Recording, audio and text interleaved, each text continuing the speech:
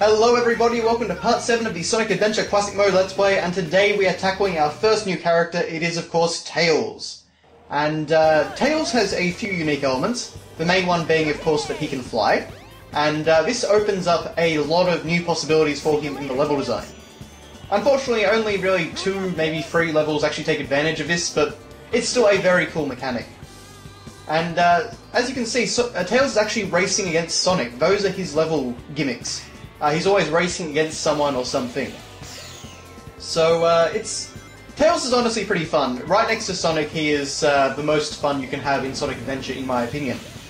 And you can see that really the level structure is exactly the same as it was in Sonic's level, or in Sonic's story, I should say. Except with the ability to fly, they've also added, dash rings and stuff like that, and you can kind of take a lot of shortcuts. So Tails is really about figuring out how you can best and most quickly maneuver around the environment. Tails is actually slower than Sonic in terms of running speed, but using his flight ability, you can easily get ahead. So it's a really cool idea for gameplay, honestly. I really wish that Tails had more levels, because as you'll find out, all of his levels are in this one part. This is the entirety of Tails' content in this 13-minute story, 13-minute part. So yeah, a little bit disappointing in that regard.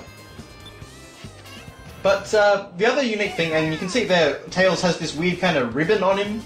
That is, I believe, the Rhythm Badge or something like that, and you find it in one of the hub worlds. I believe it's actually in one of the hallucinations that Carl gives you, which is a little bit weird, but anyway. So basically what that allows Tails to do is do a tail swipe attack. So Tails doesn't have a homing attack. The homing attack for him is just his flight, and I believe his Tails can damage enemies, but it's certainly not nearly as foolproof. So Tails is certainly not as aggressive either, not that he needs to be. Really, Tails does have some bosses. I'm actually skipping past 2 of them, because we've already seen them. And that's the Eggman fight in the Egg Hornet, from the start of the game. And I believe... he also has a Chaos 4 fight. So Chaos 4 you actually end up fighting 3 times in the game, which is just ridiculous. You can see that this Tails actually does fix the Casinopolis level, because you are just running through the sewers, and that's it. So, basically a minute-long level. Don't have to worry about collecting 400 rings or anything.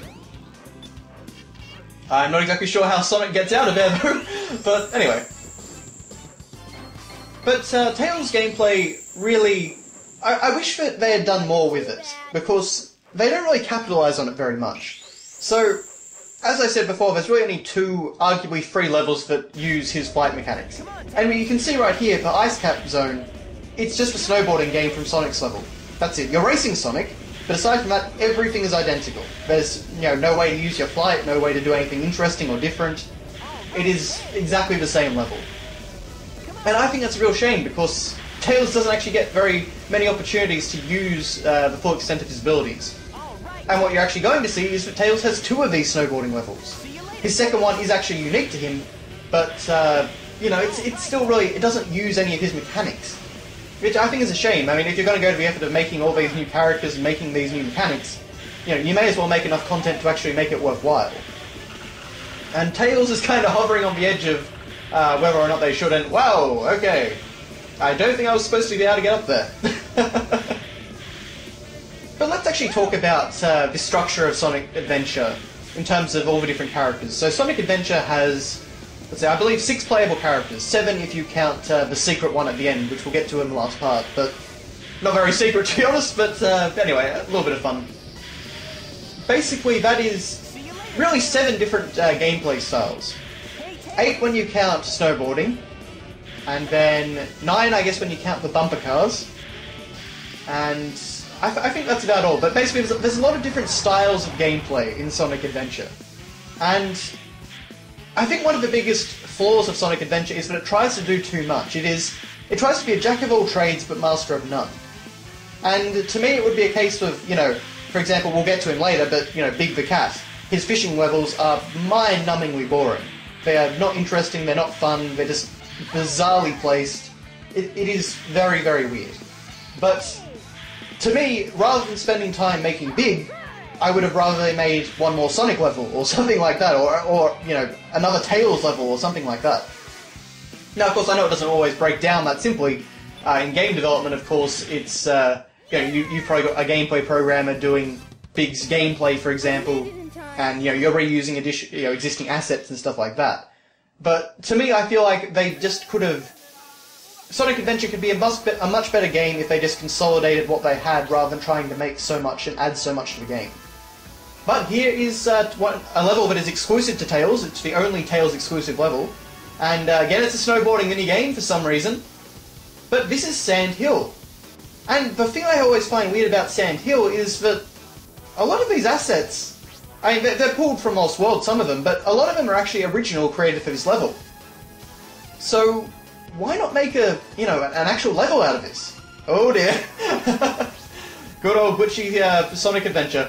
I've played this level plenty of times because I like it more than the ice cap snowboarding sequence, and it has never glitched out on me as much as it did in this run. Once again. But yeah, this is actually a really cool aesthetic in my opinion. I like this sort of desert environment, I like the music.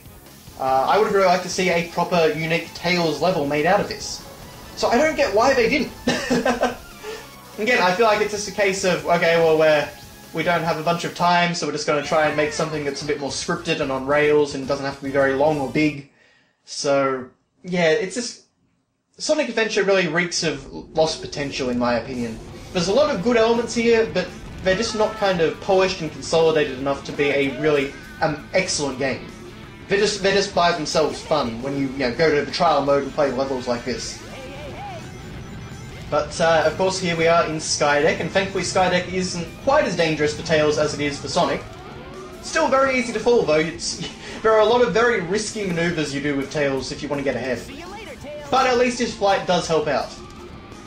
So, still got to take your time on these, though. I tried to rush it in a previous cut, but unfortunately, Tails is kind of... It's very hard to line yourself up with the platforms, especially given the camera. But as you can see, I mean, Tails can just fly over everything and really break a lot of the level, which is a lot of fun to do.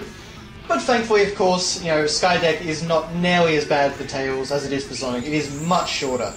Like all of the Tails levels, really, it's just a small section of the full, complete level.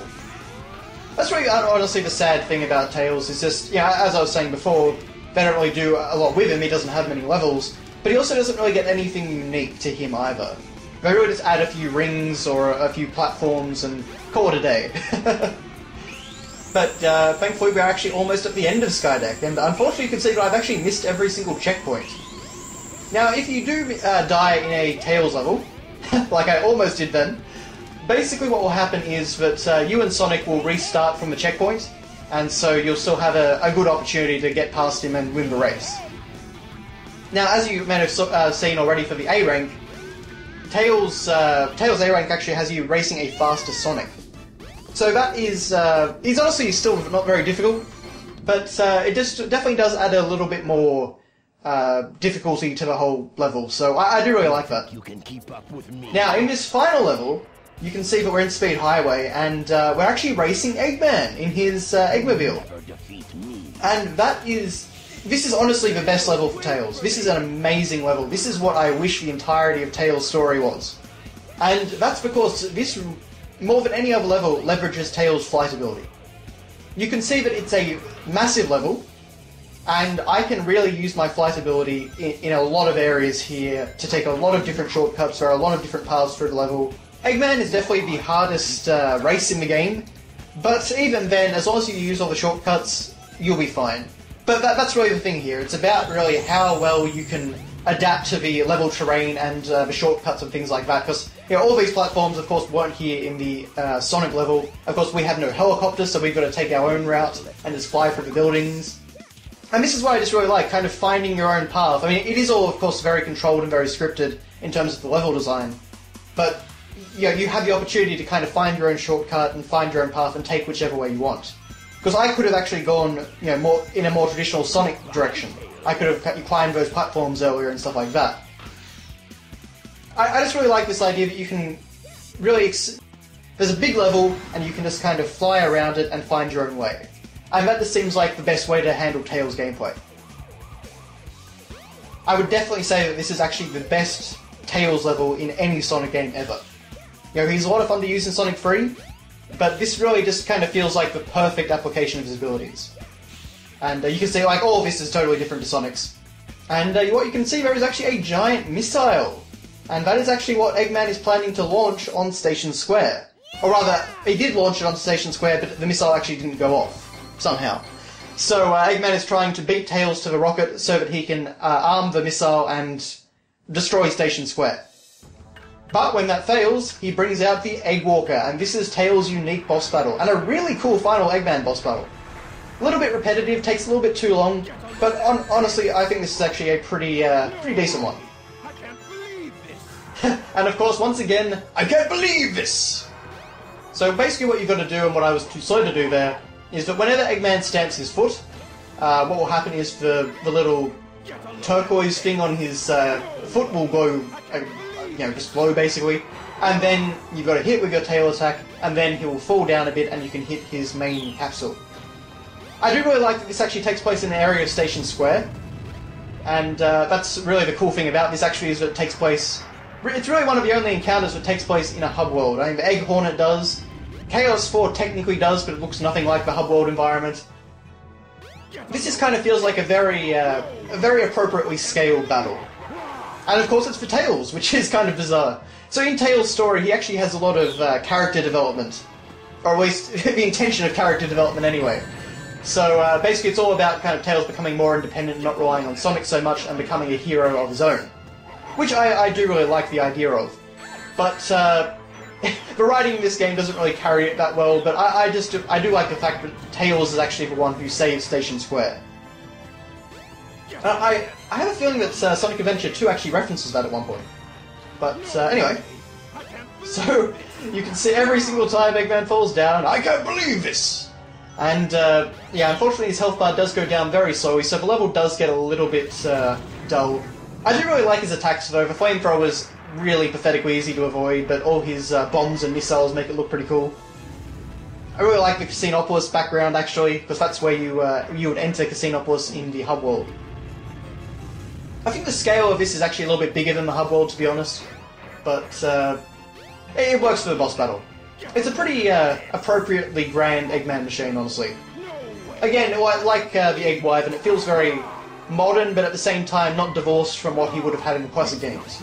It's kind of that nice balance. It's also a shame that in Sonic Adventure there aren't more Eggman bosses, or really more bosses in general. More varied bosses, I should say, rather than just fighting Chaos over and over. I do really like the idea from the classic games of fighting a whole bunch of different Eggman robots. But as you can see, the more damage you do to him, the more difficult it gets, and you've got to actually hit several of the little glowing bits. But there we go, Tails just defeated Eggman by himself. So that is it for Tails playthrough, so thank you very much for watching guys, and I'll see you next time.